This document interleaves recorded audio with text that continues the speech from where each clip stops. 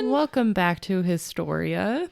I'm Kylie. I'm Jamie. And we are excited to talk to you today. It's been a minute since we've recorded. I know, it has been. It feels good to be recording today. Yeah, this month has gone by so fast. It really has. It's so weird. I'm like, how is Thanksgiving happening? Literally. It doesn't make any sense. I'm excited though for Thanksgiving this year, just to eat some food. I'm making my pinwheels and I'm making some zero sugar or sugar-free chocolate mousse cheesecake. Oh, that sounds very good. Yeah, because I don't like pie. I don't like pumpkin either. pie. I hate pie. It's so I'm like, oh, I'll make this. I got one too because we went to like a Christmas market last weekend. And this guy was just selling it's like prepackaged like cheesecake mix that you can do. And this guy had grasshopper, which is a mint and chocolate. I'm so excited to make that. Good. Yeah, it's going to be so good. I love mint. I do too. So it's going to be minty good. Ooh.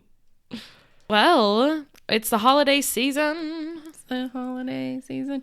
I am more of a Christmas person than you are, and you're already putting stuff up. That's because of my husband, not me.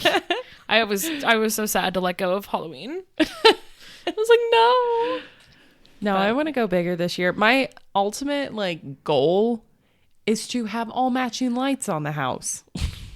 That's completely fair. Literally, I might not do the garage this year because the garage it took up a lot of lights, and I, for some reason, could not get enough lights. It always came up too short, and I was like, what the fuck? Whatever. It's a lot to figure out. Yeah, so I'll figure it out along the way, but it is what it is. We're not even talking about a Christmas topic today, are we? Not even close.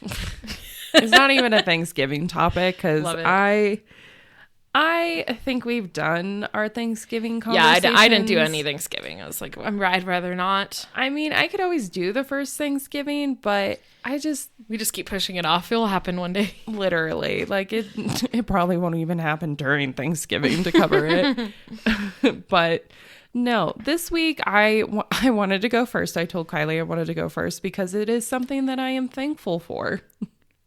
Okay. So that works. This is our Thanksgiving week episode. Yay. So we haven't covered this type of topic in a while, and I thought a lot about what I wanted to cover for my topics, and I was like, oh, I don't know. And then I saw something pop up on my Instagram like normal, and I was like, haha, I got it. So I wanted to do what I am thankful for. Our national parks. Okay. So I am going to be covering to do a continuation of our trek in national parks. Oh. So mark another one off. Why did I think you were just going to cover all of them? Because you were like, I'm going to do the national parks. So I was like, all of them? Oh my God, there are 63 just that's in why the I was United like, States that's why I was like, alone. okay, are you sure this is a short one, Jamie? No. So, but the National Park Service in general, or just national parks, I'm very thankful for because it helps protect our wildlife and people from turning them into hotels and money gouging out of them, but also to really experience what nature has to offer. So, love it. Cool. And this one that I'm covering this week is by far one of my favorites that I have seen so far. Not my favorite, but this one is awesome, and it is Bryce Canyon National Park. I don't even know where that is. It's in Utah. Oh, okay. Yeah. Nice. Yes, this one is so freaking cool. When you see pictures of it, you're going to be like, this exists? I already am like, this exists just from the name. I mean, there's maybe 5 or 6 that any normal person for national parks that they've heard of, like Yellowstone, Yosemite, Grand Canyon, Smoky Mountains, and Zion maybe. Yeah, probably. Yeah, whereas there are quite a few national parks in Utah. We've been to all of them because we took a giant ass trip around it, and it was I love that. amazing. I've never even been into Utah, which is crazy. Yeah, I mean, it's interesting. It's dry, but it also is wintry too. Like, it literally is kind of like, it's a little bit more dry than Colorado, but it's still... But it looks really pretty. It is really pretty, especially here. So the history of Bryce Canyon is not as dramatic as Yellowstones or Grand Tetons that we covered. Yeah. Before. Go listen to those if you haven't already. Yes, they are very dramatic. But its history and how it got to be a national park is just as important as the rest of them. So before we continue on, let's go over where I got my information. A huge contributor was, of course, the National Park Service website. As usual. You can find shit everywhere on there. Yes. You can always count on that website. Exactly. Before I go forward, I have this issue where I was trying to get on the to the Park Service like website, and it wasn't letting me. And I was like, it's not closed, is it? I was like, what the hell? Well, I didn't realize that my freaking clock on my laptop had it at like 1 a.m. And so it was in the future. And so it wouldn't let me. And I was like, what? I was so confused. In the future. Yeah, I don't know what was going on. I thought you were a robot. Yeah, I don't know what was going on with my clock, but I fixed it, and then finally I could get it. I don't know what I would do without it. It's hilarious. So I also got information from the npshistory.com and Bryce Canyon Country website. So these were pretty helpful in kind of getting the overall story of it, because it was kind of like all over the place. So I'm going to start out this topic a little differently. I believe last time I got right into the previous inhabitants of the area. But today I'm going to teach a little science lesson to start off. Oh, I'm really bad at science. This is going to be really bad. If I'm wrong about some of it, I'm sorry. I really got a low B in physical science in high school. That's how we get people to listen to our podcast. This is going to be really bad.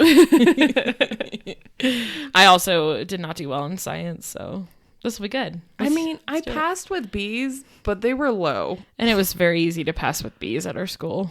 It was very hard to fail. Dude, chemistry was hard, though. It was. Too much math. They always gave us one note card to put stuff in before, like, tests. Yeah. And I would fill that shit up. Oh, yeah. And then I'd be like, I can't read this. Oh, good. That was our high school back in the day. Yeah, good times. So we are starting off millions of years ago in the area. Shit. Yeah. Dinosaurs? Yeah. Yeah. Okay. Yeah.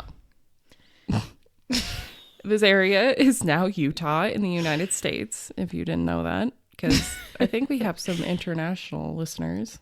That's very true. Yeah, so Utah is a state. Most of our listeners are not in America, actually. It's kind of funny. That's so shout out to y'all. Well, I mean, we do a lot of like U.S. history, I guess. Yeah. It helps teach you. So the Utah is a state in America. Mm-hmm. It has a lot of like red rocks. It does. That's exactly what I think of. Yeah, it's very deserty. There is skiing though in Salt Lake City area. Okay. Yeah, so very big fun. ski area. But it also is home to a lot of Mormons. Yeah. And I'll talk a little bit about them because they are pretty important actually when it comes to Bryce Canyon. I'm actually not surprised. Anything in Utah, I feel like Mormons. Yeah. They established that place. And Mesa, Arizona. Interesting. I did not know that. All right, well, let's dive on in. Okay, so 55 to 40 million years ago, the rock formations that Bryce Canyon is known for was nothing more than a water-filled basin, kind of plateau area. Yeah, so these did not just magically appear, because that's not how it works. What? Really? Yeah. Now, how did these rocks get their forms then if Bryce Canyon at the time was nothing more than a water basin? Well, due to weathering and erosion that would occur for millions of years would cause such formations to form into their shapes.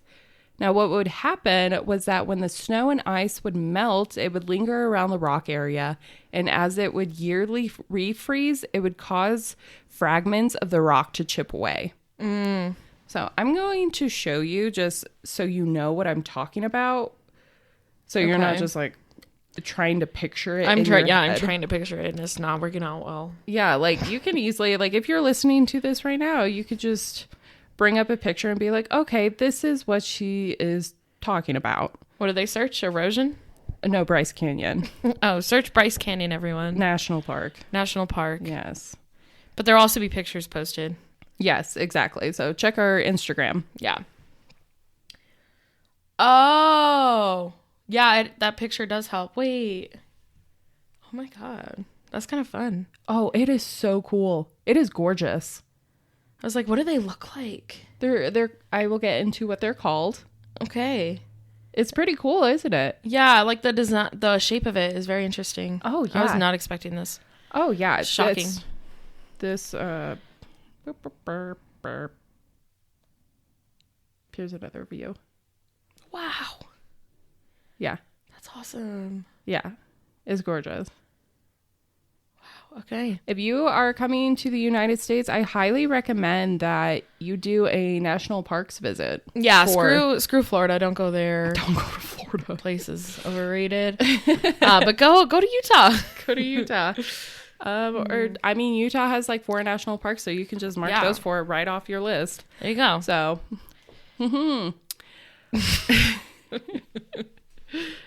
So this process would continue for millennia, so for millions of years, thousands of years, and it would form into the hoodoos that we see today.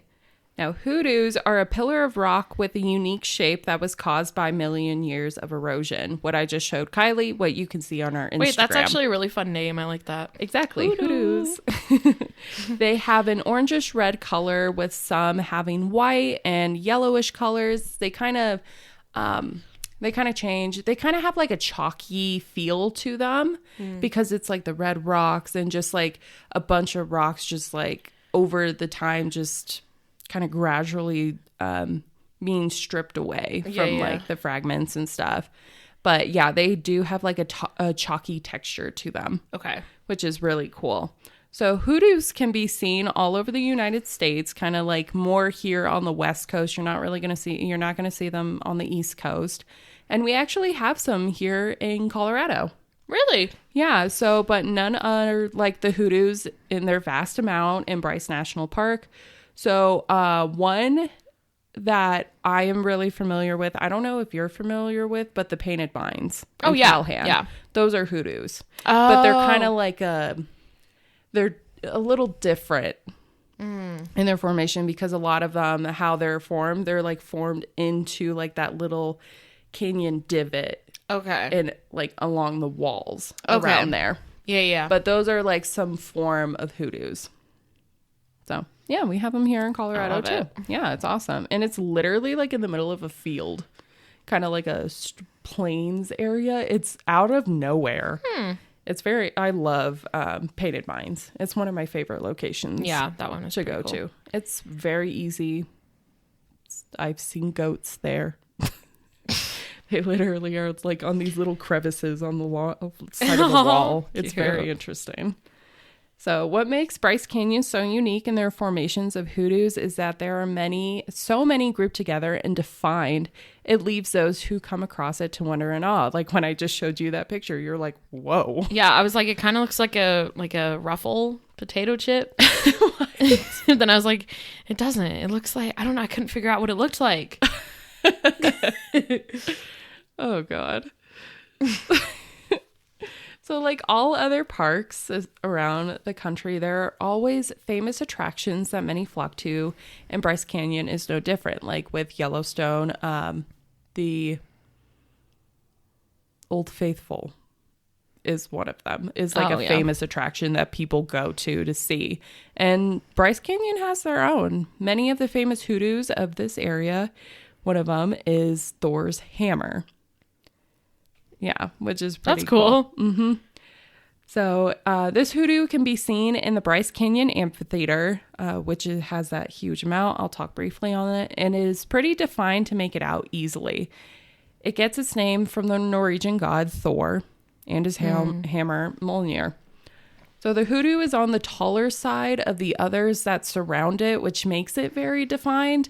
And it has a prominent shape that on the top it makes it look like it's the god's hammer. So it's like downwards and it has the handle. Or no, it's like facing upwards. So it has like the handle, which is really skinny. And then it has the hammer looking shape to the top of it. Okay. So that's why they call it Thor's hammer. There's also the famous Queen Victoria hoodoo that honestly, it looks like a royal queen. Like I looked it up and it's kind of freaky. Oh man, I'm gonna add pictures of all of these, by the way. Yes, and this hoodoo is located in the Queen's Garden, which is a section of beautiful hoodoos that one can walk through. So the last one I want to discuss is the Bryce Canyon Amphitheater. This part of Bryce Canyon is, if not one of the most breathtaking views I have ever seen in my life. It is so beautiful. It is set in like a curvature canyon-like area that one can hike into. Like people hike inside the amphitheater. Really? Yeah, and just all the areas around it. Like there are so many different like trails and loops that people can go through. Honestly, I would get lost.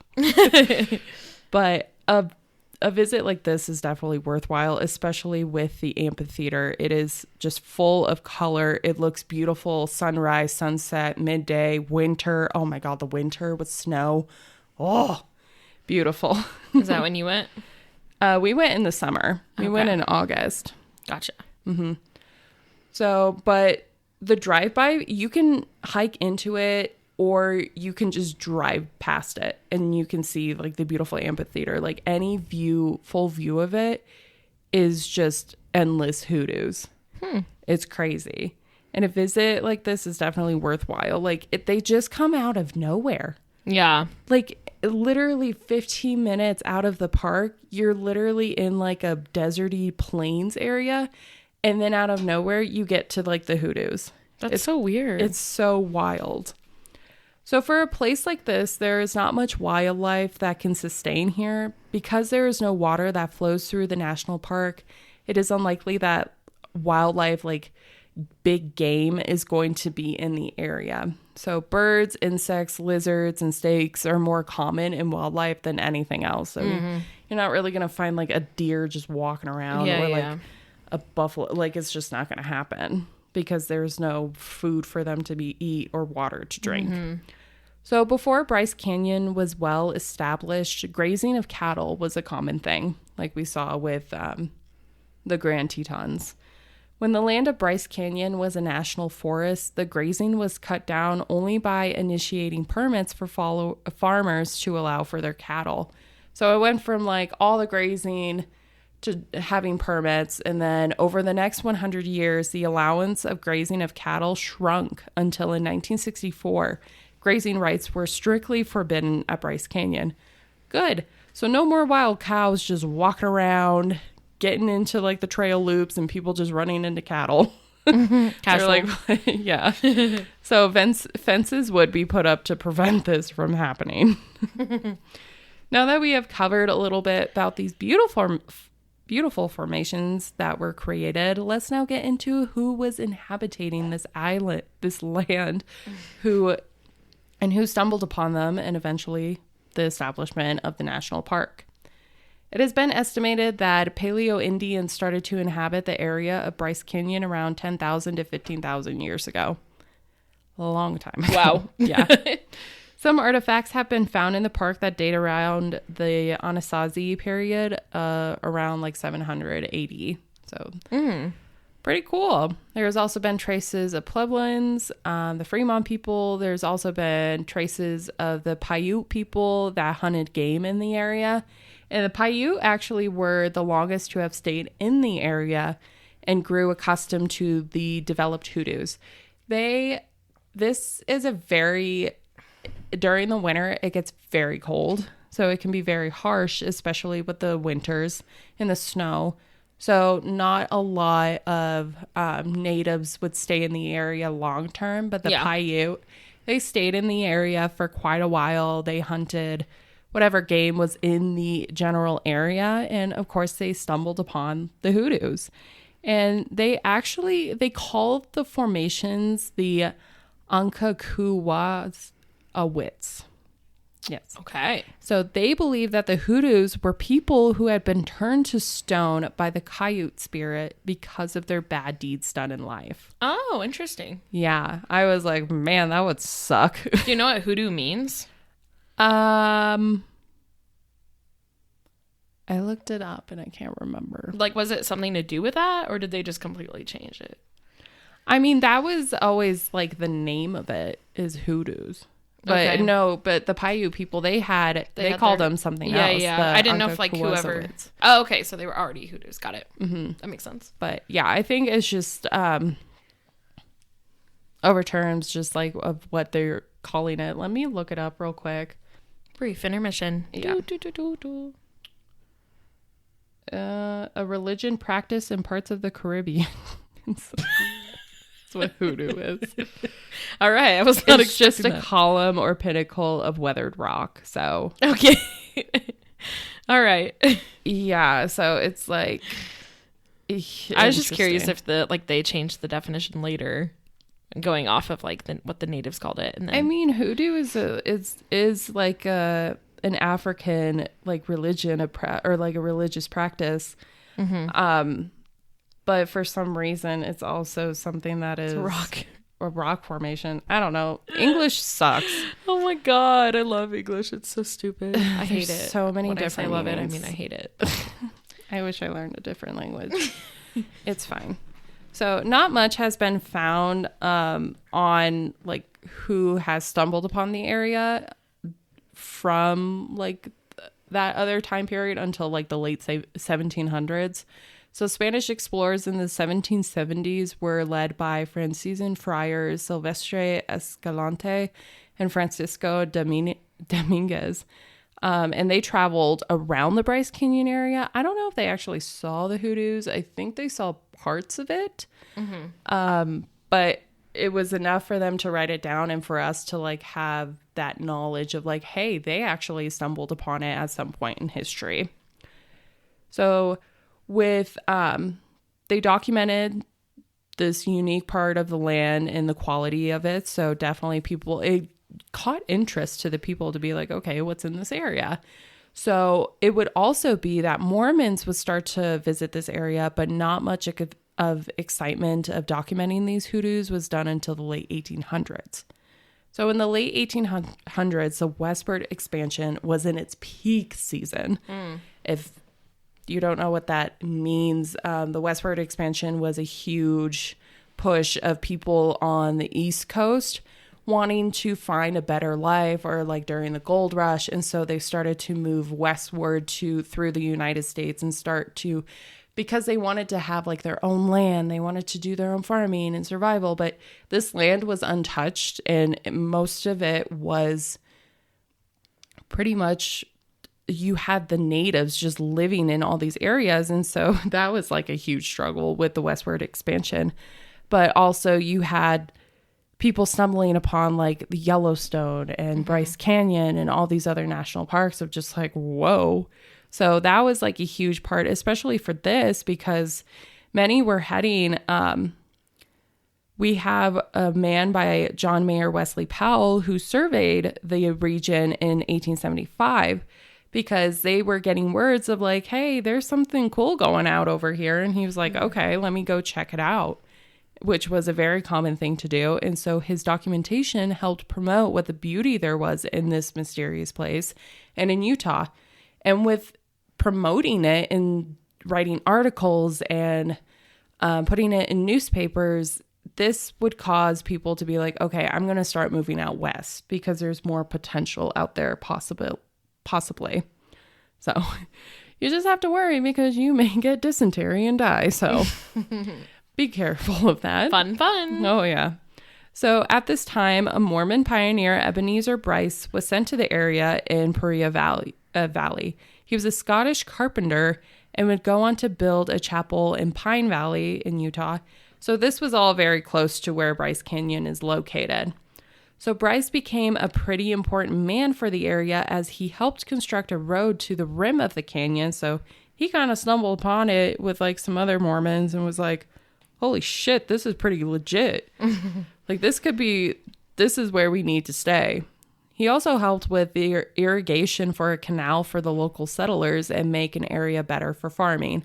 So pretty much any of the water like in the area, he built like a canal so they could survive in this area, like in this flat land that's right next to the rim of the park.